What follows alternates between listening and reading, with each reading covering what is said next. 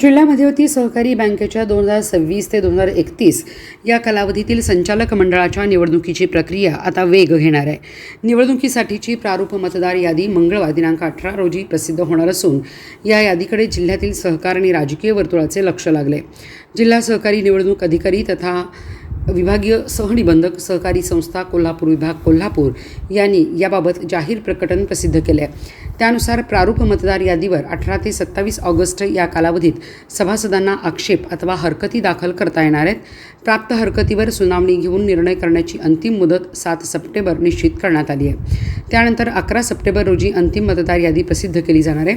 त्यामुळे बँकेच्या निवडणुकीत मतदानाचा अधिकार असलेल्या संस्थांच्या प्रतिनिधींनी प्रारूप यादीची काळजीपूर्वक पाहणी करून नाव, प्रतिनिधित्व किंवा अन्य कोणत्याही बाबतीत त्रुटी आढळल्यास निर्धारित मुदतीत हरकत नोंदवणे आवश्यक आहे। प्रारूप मतदार यादी जिल्हा उपनिबंधक सहकारी संस्था सांगली यांच्या कार्यालयात, सांगली जिल्हा मध्यवर्ती सहकारी बँकेच्या मुख्यालयात तसेच बँकेच्या सर्व शाखांमध्ये पाहण्यासाठी उपलब्ध करून देण्यात येणार आहे। संबंधित सभासद व संस्थांनी यादीची पाहणी करून आवश्यक असल्यास वेळेत आक्षेप दाखल करावेत असे आवाहन करण्यात आले आहे।